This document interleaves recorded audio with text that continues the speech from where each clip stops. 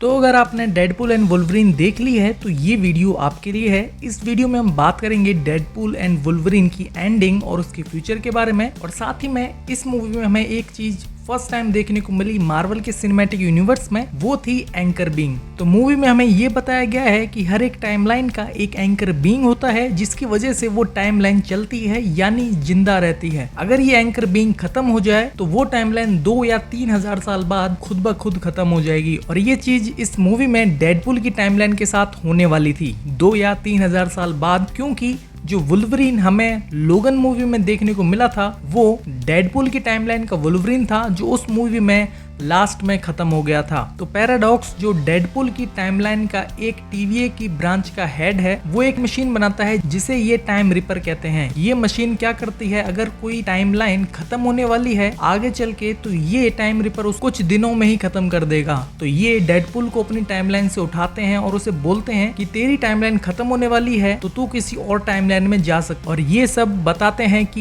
ये क्यों और कैसे हो रहा है। तो डेडपूल सोचता है कि अगर मैं किसी और टाइमलाइन का वुल्वरीन इस टाइम में लेकर आ जाऊं तो मेरी टाइमलाइन बच जाएगी। तो वो निकल जाता है दूसरी टाइमलाइंस में वुल्वरीन को ढूंढने, और इसी बीच हमें बहुत सारे अलग अलग टाइमलाइंस के वुल्वरीन देखने को मिलते हैं अलग अलग सूट में, और हमें हेनरी कैविल का वुल्वरीन भी देखने को मिलता है, और सच में देख के मजा आ गया। तो बहुत सारे रिजेक्शन के बाद डेडपूल को एक वुल्वरीन मिलता है जिसको उसकी टाइमलाइन में कोई पसंद नहीं करता है क्योंकि उसने बहुत बड़े कांड कर रखे हैं। तो मैं दिखाया तो नहीं जाता, बट ये बताया जाता है कि वो अपनी टीम यानी एक्समैन के साथ नहीं रहता था और सूट भी नहीं पहनता था। तो उसके जो टीम मेंबर्स थे वो उसे हमेशा बोलते थे कि तुम सूट पहना करो और हमारे साथ रहा करो। फिर एक टाइम जब वुल्वरीन अपनी टंकी फुल करने कहीं निकल गया होता है तो पीछे से बहुत सारे ह्यूमंस आते हैं और एक्समैन की पूरी टीम पर अटैक कर देते हैं और उनको खत्म करके एक पूरा लाशों का पहाड़ सा बना जाते हैं। और जब वुल्वरीन वापस आता है तो वो अपने आप को इन सब का जिम्मेदार समझने लगता है। तभी से वो पूरे टाइम सूट पहनना स्टार्ट कर देता है और अपनी मर्जी से जीने लगता है। तो डेडपूल इस वुल्वरीन को अपनी टाइमलाइन में ले जाता है और तभी पैराडॉक्स इन दोनों को प्रून करके वॉइड में भेज देता है, और वॉइड में जाने के बाद हमें एक मस्त एक्शन सीक्वेंस देखने को मिलती है, और साथ ही में क्रिस इवंस का ह्यूमन टॉर्च भी हमें इस मूवी में देखने को मिलता है। और वॉइड में बहुत सारे एक्समैन के कैरेक्टर्स भी देखने को मिलते हैं, और साथ ही में हमें वॉइड में मूवी की मेन विलन कैसेंड्रा नोवा भी देखने को मिलती है जो बहुत ज्यादा पावरफुल भी है। बट इसकी एक कमजोरी है,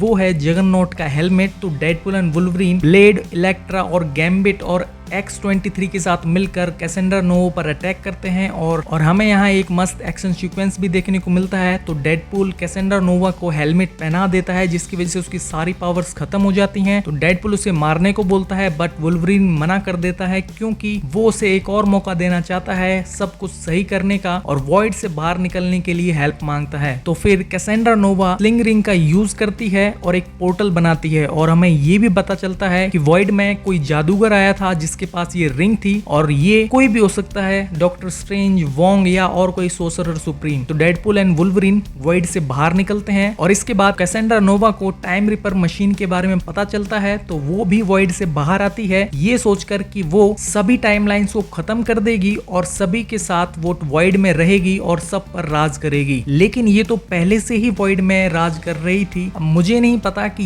ये स्टोरी इन्होंने कैसे लिखी है, बट यहाँ हमें डेडपूल आर्मी देखने को मिलती है और क्लाइमैक्स की बेस्ट एक्शन सीक्वेंस देखने को मिलता है। देन उसके बाद डेडपूल एंड वुल्वरीन पैराडॉक्स के पास जाते हैं कि इसे कैसे बंद कर सकते हैं। तो वो उन्हें बताता है कि टाइम रिपर मैटर और एंटी मैटर का यूज करके टाइमलाइन को डिस्ट्रॉय करता है। अगर तुम कैसे भी दोनों के बीच में शॉर्ट सर्किट करवा दो मशीन अपने आप डिस्ट्रॉय हो जाएगी। देन डेडपूल एंड वुल्वरीन नीचे जाके शॉर्ट सर्किट करते हैं, मशीन डिस्ट्रॉय हो जाती है, कैसेंड्रा नोवा वहीं खत्म हो जाती है, और टीवीए की हेडक्वार्टर से B-15 पैराडॉक्स को अरेस्ट कर लेती है। डेडपूल B-15 से ये रिक्वेस्ट करता है कि वुल्वरीन की टाइमलाइन जो पास्ट में जो भी उसके साथ हुआ है उस सब को चेंज कर दे ताकि वुल्वरीन वहां दोबारा हीरो बन के रह सके, बट वो मना कर देती है ये कहकर कि अगर पास्ट चेंज हुआ तो ये जो फ्यूचर है वो भी चेंज हो जाएगा। और साथ ही में डेडपूल बोलता है कि वॉइड में जो लोग फंसे हुए हैं उन्हें भी अपनी टाइमलाइन में वापस भेज दो। देन उसके बाद डेडपूल वुल्वरीन को अपने सारे फ्रेंड्स के साथ मिलवाता है और मूवी की यही हैप्पी एंडिंग हो जाती है। और सच में ये मैंने बिल्कुल नहीं सोचा था कि इस मूवी में हमें कोई पोस्ट क्रेडिट सीन देखने को नहीं मिलेगा। मूवी की एंडिंग में डेडपूल ना तो MCU की टाइमलाइन में जाता है और ना ही वुल्वरीन। तो इस मूवी का मतलब है मस्त पैसा छापो, यूनिवर्स गया तेल लेने। पूरी मूवी में बस एक बार डेडपूल MCU की टाइमलाइन में गया था, जब वो हैप्पी को इंटरव्यू देने गया था एवेंजर बनने के लिए। तो मे बी ऐसा हो सकता है कि MCU की मेन टाइमलाइन में जब जरूरत होगी उस टाइम पे डेडपूल एंड वुल्वरीन को ये लोग मेन टाइमलाइन में यूज करेंगे और उसके बाद काम खत्म होने के बाद वापस से उनकी टाइमलाइन में भेज देंगे। और ये हमें होते हुए भी दिख सकता है अपकमिंग एवेंजर्स मूवी में। तो आपको क्या लगता है इस मूवी और डेडपूल एंड वुल्वरीन के फ्यूचर के बारे में कमेंट्स में जरूर बताना।